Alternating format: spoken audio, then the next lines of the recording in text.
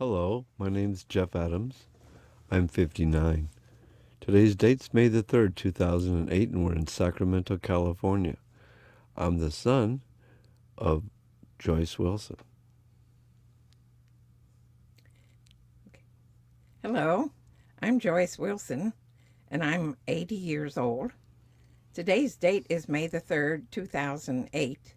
We're located in Sacramento, California, and I'm the mother of Jeff Adams.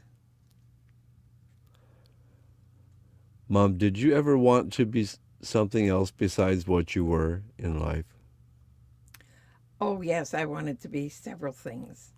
I wanted to be a mountain climber, particularly Mount Everest.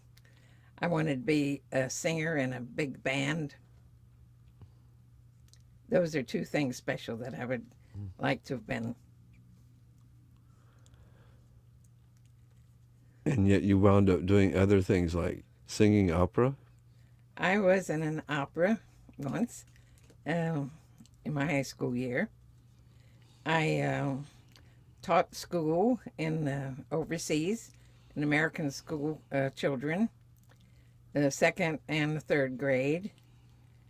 I was in electronics and worked on what they call a tack machine mostly, testing parts. And most of my time in my life was spent in nursing, 26 years. That's what I wanted to be, a nurse, more than anything else. I recall you saying something like you were um, in a student nursing program and the war ended just before graduation and it was canceled. Is that so?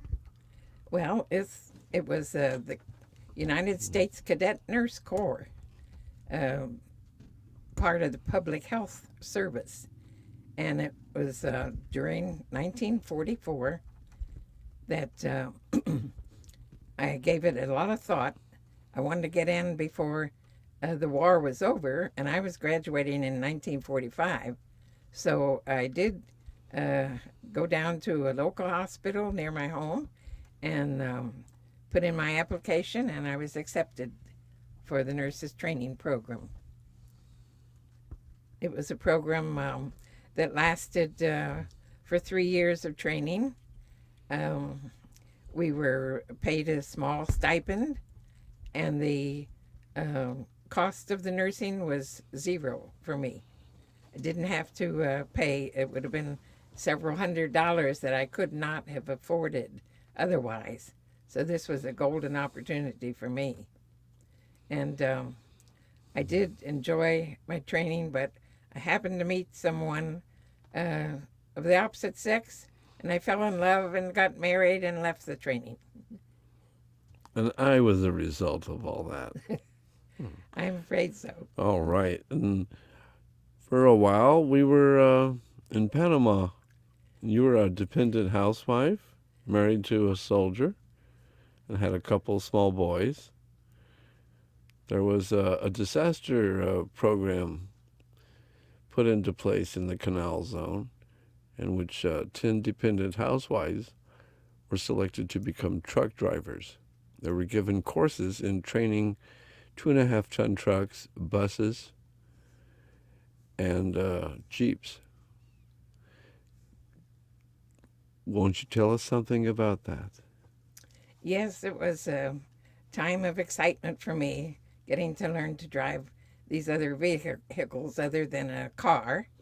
So we were encouraged to go out at any time we had some free time, and I tried to go for a few hours each day. We would take these vehicles, mainly I was driving a Jeep and the 2.5-ton truck, and we would take them out in the boondocks with it was either like a private or a corporal soldier who was our instructor, and we had a student driver sign on the vehicle that we were driving. And we'd drive out in the boondocks and learn how to drive these vehicles. And then this went on for several weeks. And finally, graduation came. and we were given our certificates. And at the end of that, this was part of a disaster control program, which would be in effect if there were enemy fire upon the canal zone as such. And we learned how to give medical care to people who might be injured in the uh, disaster. So they took different people and put them out among the trees and the homes and put the marks on them, look like real blood. And we were out to determine what their injuries were and then to tag these people.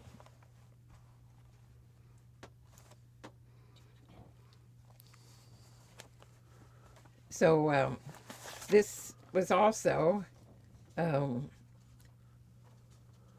taking part in another part of the Army base. Well, actually, it was in the naval part of the base, which was connected with the Army. And doctors of the Navy taught us how to give intravenous feedings. Um, then we had driving and medical care, which we learned before graduation took place. Do you remember when the monkey got loose in the kitchen in Panama? Yes, I do. Uh, Across from our home was a Quonset hut, and this was used by soldiers who were on guard duty for the night. They would have to guard the post. They would ride around in jeeps all around the post to make sure everything was all right. Well, of course, it was usually the habit of these soldiers to have a pet, and they had a monkey. Well, this monkey escaped the Quonset hut and came over to our place and got in our kitchen and jumped up on the refrigerator. And I said to the monkey, "Get down from there." And where did he go? Right onto the stove where the burner happened to be on. And then from the stove, the poor thing went over to the sink and jumped in a pan of water to relieve himself of the burn. I recall that. I remember also once a blackbird or a raven or something like that came in the house and got caught up in the curtains. And you tried to shoo it away with a broom, I think. Well, I always was afraid of birds in the house, especially if they got around my head. And so I decided the broom would be my salvation. If I could get that door open and hit the bird or frighten him with the broom, then I'd be okay. But I think he went out after I opened the door, if I recall. That was a long time ago. I remember my brother and I having to wait after we ate breakfast for you to come out to the front yard first and with a broom sweep away the webs that the tarantulas made in front of the front yard. It was some kind of a shrub or a tropical bush. We did have beautiful tropical bushes. Uh, they just grew wild. They were called coleus, and they were multicolored and added a lot of beauty to the area. But the birds used to come around there, and I think they were mainly interested in those mango trees. Do you remember those? I remember the mango trees well. I have an allergy to those, and I'd climb those trees and eat them and break out into a rash and wind up getting spanked for it later on for being where I shouldn't. And one time we had to go to the doctor for treatment for it because the rash became infected. And regardless of how many times I'd break out or get a whipping for it, I'd still go up in the mango trees and It was a hard lesson to learn, wasn't it? gorge myself. Yeah. Yes. Well, I remember one time there was a golf course in back of this quarters where we lived, and we had 6 months of rain down there in the canal zone. if you recall, 6 months of dry weather. And the golf course would get flooded at times. So one time, your brother George got upset with me and decided he was going to run away from home. And he left the house and went outside on the golf course and got under this tree in a big puddle and had his T-shirt on, but he took his underpants off. Do you remember when that happened? Yeah. I think we have a picture of that or something like it somewhere. And then another time he got upset with Mama, and so he decided he'd run away again, and he took off up on the main part of the post in the traffic time. He was walking in the street to leave home, and I said, "Don't you want to take something with you to eat?" And he said, "Maybe a peanut butter sandwich would be good." But he didn't go far. Uh, we got him home where he belonged. After he was found by the commanding general of the post, who always shunned his chauffeur and had a habit of walking around the post unannounced and having to stumble across him. Yes. So the post commander of this general is returning George home there, half naked, and he has him up by his hand. I recall that. You kept track of your brother. Sometimes. Yeah. In remembrance of our backyard, it was a golf course, but prior to that, it was a hand grenade range. Oh, I I didn't know remember, that. oh yeah, and playing with some kids there and digging up some old hand grenades. Most of them were for only throwing for practicing. There were a few live rounds there. The EOD, the explosives ordnance and demolitions people, came by and fixed it. Yeah. I remember one time there was, we thought would be a disaster. They thought that some planes, enemy planes, were coming over the canal, the Panama Canal, and they warned all the residents on the post to please evacuate your homes, take your children, take their diapers, their baby bottles, whatever, and go across the street in the Battery, where it was an underground place to, uh, gain safety while this was happening. So here we met all of our neighbors, some we hadn't seen before, and babies were crying. I think uh, George was still in diapers, and I had a bottle of milk for him. This was in 52 2 or 3. or 3, right? Yes. Okay. Across the street, I remember, was a firehouse, an army firehouse. Yes. And that's where George and I would play all day. Kind of like mascots. Yes, you were. Things you don't see in the military anymore. You got spoiled there. Yeah. They had a pet too. Do you recall that honey bear? No, I don't. Oh, they had what's known as a honey bear. It's not a real bear, but it's similar. And one time the bear came over to the house. It smelled chicken on my dress because I had fried chicken and rubbed my skirt, with my hands. And that bear started crawling up my leg.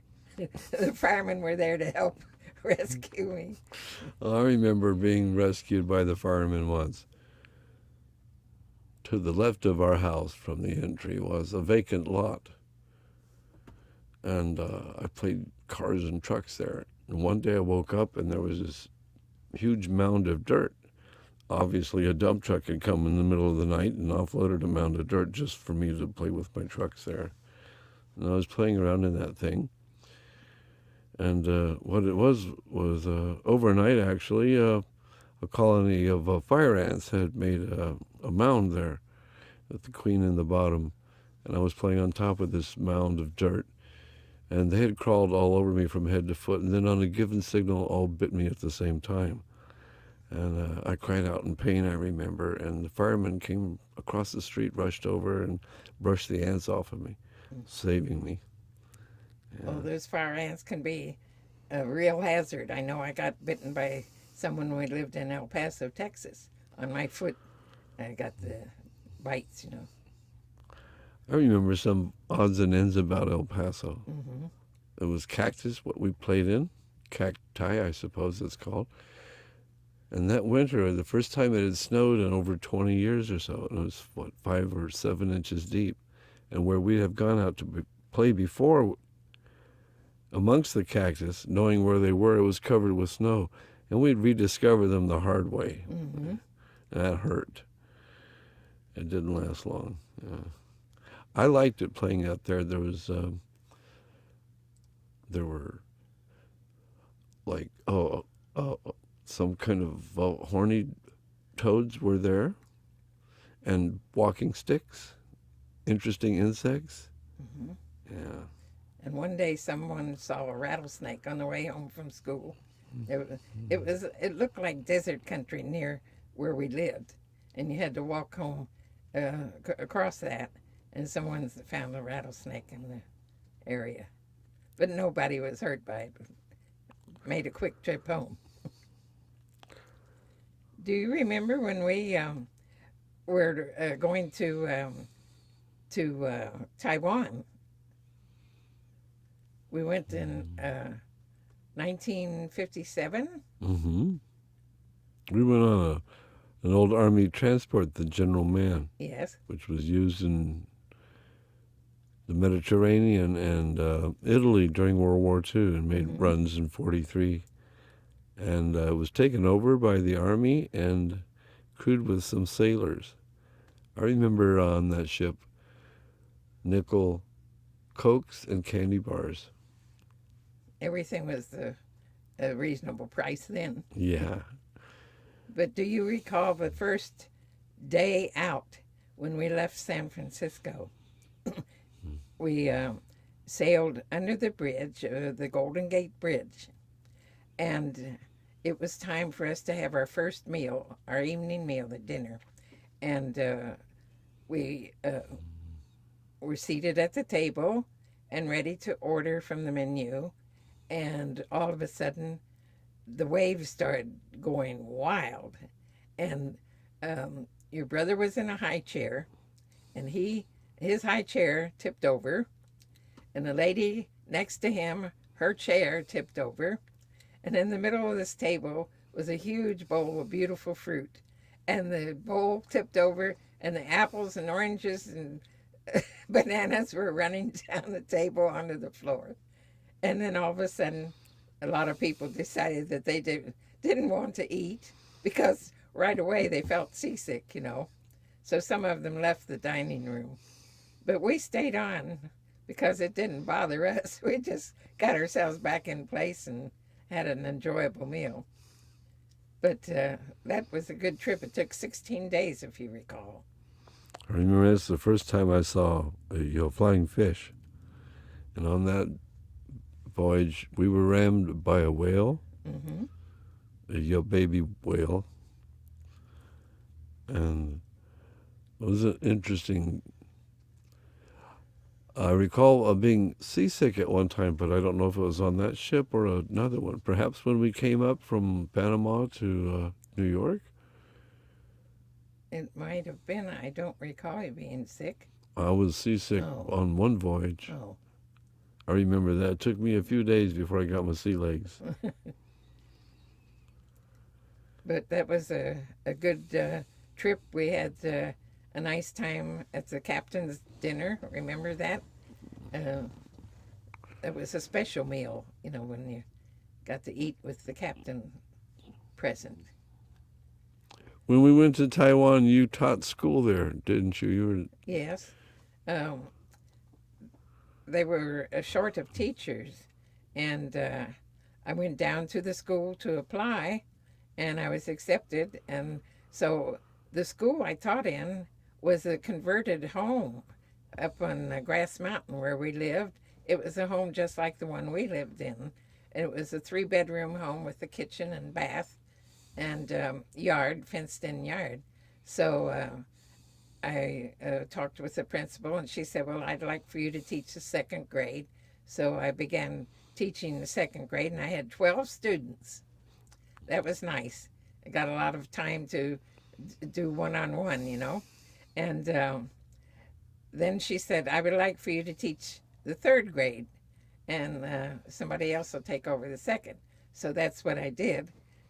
And then, let's see, she wanted me to teach the fifth grade. And I said, I don't think so because fractions weren't my forte.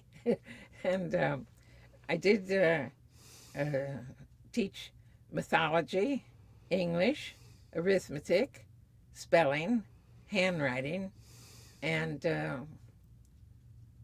let's see, reading and geography. Yes, that was a nice job because I got paid to teach 4 hours a day. Each the first to the fourth grade had a morning. No, fourth to the sixth grade had morning classes, and the first to the third had afternoon classes. So I taught 4 hours a day. Got $200 a month for uh, my salary, and didn't have to pay any taxes out of it. And back then, in the 50s, that was a lot of money. But it was an enjoyable situation for me. It was the first time I had taught school, and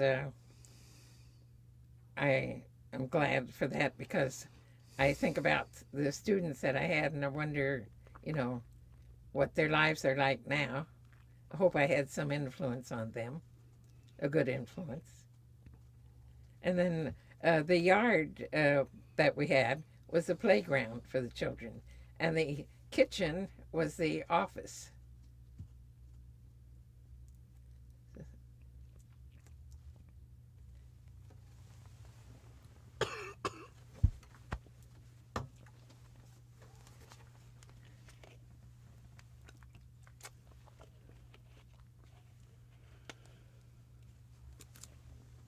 Do you remember being invited to a feast when in Taiwan by some Taiwanese soldiers? Yes, I do. Uh, the motor pool where your father worked, uh, there were Taiwanese soldiers who also worked there, and they enjoyed working with the Americans, and they decided that they would like to invite uh, us as a family and some other members of the motor pool to a dinner at their home. And this was out in the country, and it was a modest home uh, of a farmer and a soldier. And we went in this large room. I guess you would call it their dining room. And they had a round table where we were all seated, and they brought in different things for us to eat, like chicken and soups and noodles. But as I was sitting there eating, I noticed as my feet were touching the floor, what I thought was the floor happened to be dirt. It was made out of dirt. And I looked down under the table, and there was a chicken roosting under my feet. I thought, oh, I've got company here. But it was a pleasant time. It was a good experience to share a meal with these natives, and we appreciated that we were part of it, you know. You didn't get to go to that meal, did you? I went to a different feast. Did you? Where was that? Well, it wound up, I guess, downtown in Taipei, and sea tortoise with meat hooks on A-frames, and monkeys having being decapitated and their brains eaten, and various things like that, which made quite a impression on me and my brother, and influenced how we and what we eat nowadays. In fact, this party concluded when we all went to the top of a hill, and there was a temple there where incense was burned, over 100 steps. I recall that. Yes, that was a beautiful temple. It had a lot of incense, and it had a lot of, it looked like Buddhas. And we also went into a area where there was a beautiful lake. And we got in this boat with a Chinese friend. His name was John. And rode around the lake with him. John Chang. who was the assistant ambassador to Brazil, I think, at the time. Wonder what he's doing now. Well, one time there was a fracas going on in the area where the American soldier lived on this post, and a Chinese came to his window and looked in the window, and the soldier shot the Chinese person. And this caused almost a riot. They were going to have a trial. And so it became a dangerous situation. And the American soldiers' families, we were warned to stay in our homes and not be present, on the outside for a while, a couple days. Do you recall that? I remember that. And John came out to our house, and right across the street from us was a Chinese police station. And John went over there and talked to them and told them that please look after us and not bother us because we were all right, But this incident with the shooting, it caused quite a stir. I remember that. Mm-hmm. Also, do you remember when we were in the Canal Zone, the president of Panama was murdered? Oh, yeah. He always liked to play or watch a baseball game. I think he got assassinated there, right? Yes, he was. He was assassinated. And that became another time of tension for all of us because we were told to stay in our, well, not in our quarters, but on the post and not come down into the city of Panama itself because there was a chance that there would be an outbreak, of violence. So we had some pretty close calls at times, A couple I can recall, mm-hmm. Yeah.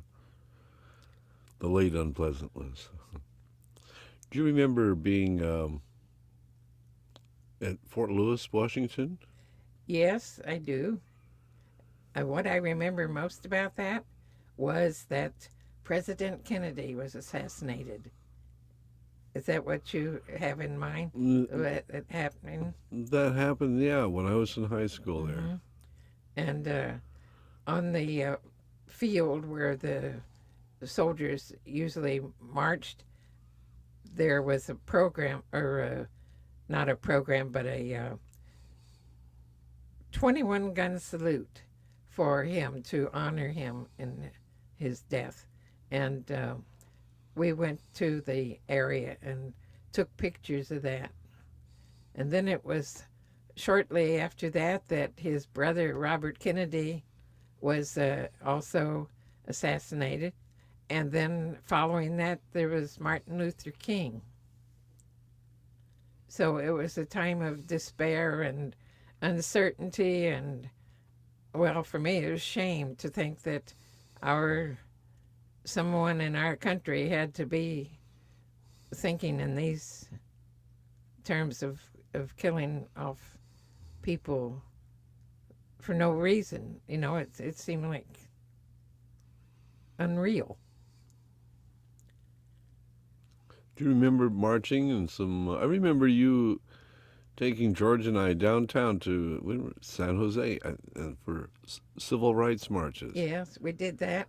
I remember that. Wasn't that after Martin Luther King I'm not was shot? Sure. That Around that time. hmm No, actually, before and after, I think. I think there was a lot of uh,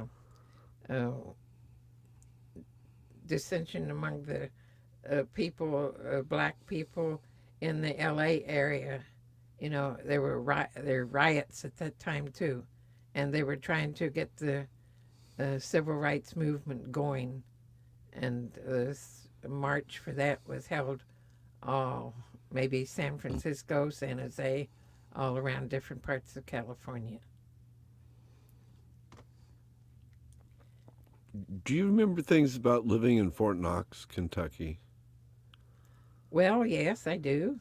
I remember we lived close to where the gold was kept. However, we never got indoors to check it out, did we? That's right. But we were outside of it, driving past it and Every looking. day. Huh? hmm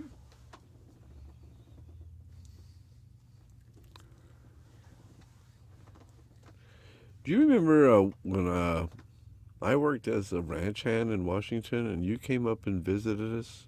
Yes, I did. And that was when that was oh, called the branding time when you put a brand Yeah. on a hot brand on a steer. Yes, it was branding time for the calves. Yeah, that's right. The young'uns. And I remember how their mothers were so upset. The cows were upset that their babies were going to be hurt, because that didn't feel good to the calves, I know. And you and your friend June uh, took the responsibility of throwing the calves. Remember, you'd take uh, the hind and front legs and flip the calf over on its side. That's called throwing the calf and getting it on the ground so that it could be branded. Well, I threw one calf and it almost threw me. It kicked me in the arm and I got a big bump on my arm. So I decided I would be the keeper of the fire, and I built up the fire so I could take the branding iron and bring it over to whoever was going to brand. You remember? And then June was an RN, and she was the one selected to do the shots for the calves. Yeah, Yeah. that was an experience for me I never thought I would have, and to this day I still appreciate that. When you were in Oregon, you worked in a nursery, right? Yes, I worked in a large nursery for International Paper Company, and I was a tree planter, and I rode on this planting uh, vehicle. It was a big thing where maybe 10 people or so sat in these seats. And as you went down the rows in the field, you dropped the trees into a container that put the tree in the ground. And then after you finished a row and all the rest of the rows that had to be done, you'd get off of the planter and get down on your hands and knees where these trees were and tamp them into the ground so they would stand up straight. And you worked hard. You worked really hard. Morning, you'd be there at 5 o'clock in the morning. You'd have to work by the lights that were on the vehicles because it was still dark. And then uh, you had to work in the cold. You had to go to work in the fog. You had to work in the rain and in the mud. And it sounds like the Dickens, but that was some of the happiest days of my life because I just love the outdoors. I never felt so good as I could look up at the sky and hear the birds and see all the nature. And it was thrilling to me. But I worked there with your brother, and he happened to be my boss. He was the foreman on the planter. And so I said to him, "You always let me get by with things." He said, "Oh, no, I didn't either."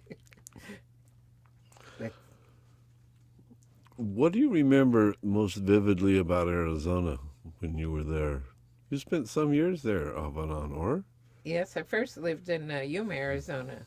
I lived there when I first got married and lived in a converted army trailer, a little bit of a thing. Um, and I had to go down the street a few blocks to get a big chunk of ice to bring it back and put in my little ice box. And by the time I got home with it, it was melted because it was too heavy to carry. Had to wrap a rope around it, drag it home up the street, and then I just had a little bit of ice left by the time I got in. Then also, this little stove I had, it was one that operates with white gasoline. I'd never seen a stove like that, much less work with one. So I got real brave, you know. I put that gasoline in there and set and pumped that stove because I wanted to make an apple pie. It took me about 4 hours to get that stove pumped hot enough for the pie to bake. But I didn't bake many pies, I'll tell you that. After that, it's too long. But, and then you'd hang clothes out on the line. Before you get the last sheet on the line, the first one would be dry.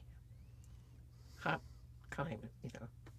Only I was there not in the hot summertime, but in the fall, and that was hot enough.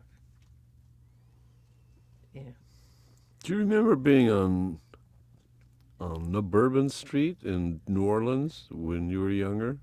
Yes, I was there during the war, and my sister had been sent down there because her husband was down there, stationed there in the Navy, and she had gone down there to be with him, and she got a job down there. And when school was finished, I went down there to live with them until he shipped out, you know, go overseas. And so I used to spend a lot of time walking through the French quarters.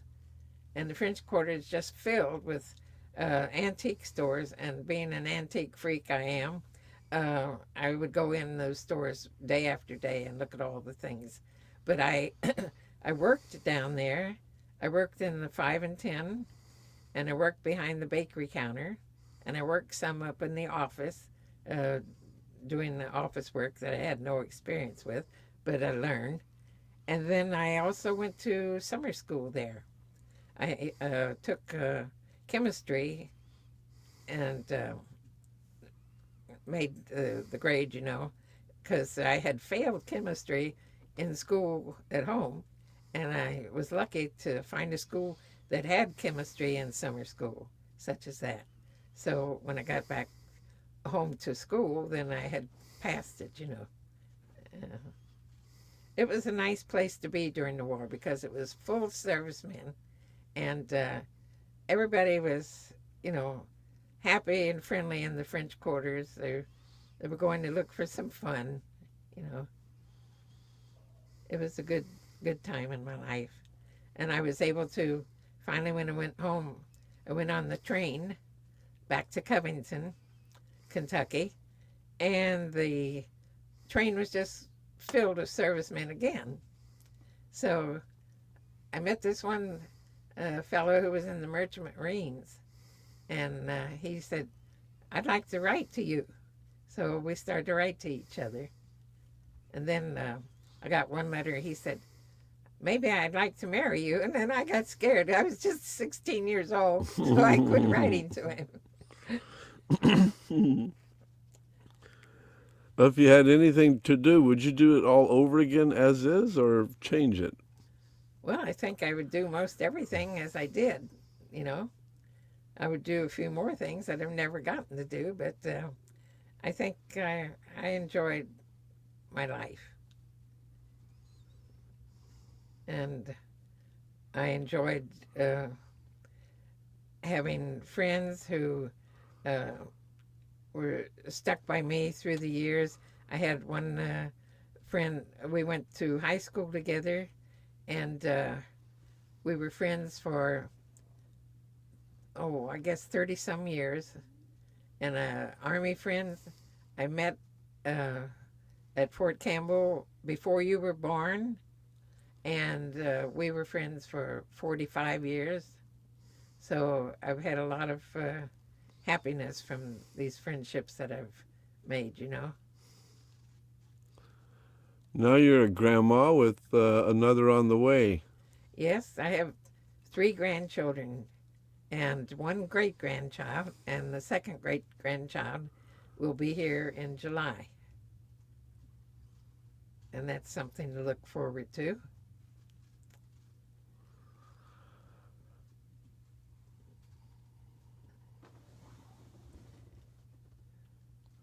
Well, Mom, it's been a pleasure talking to you. Well, thanks, and I had a nice time to recall the things that took place in my life. I'm glad you were there to take part in them too.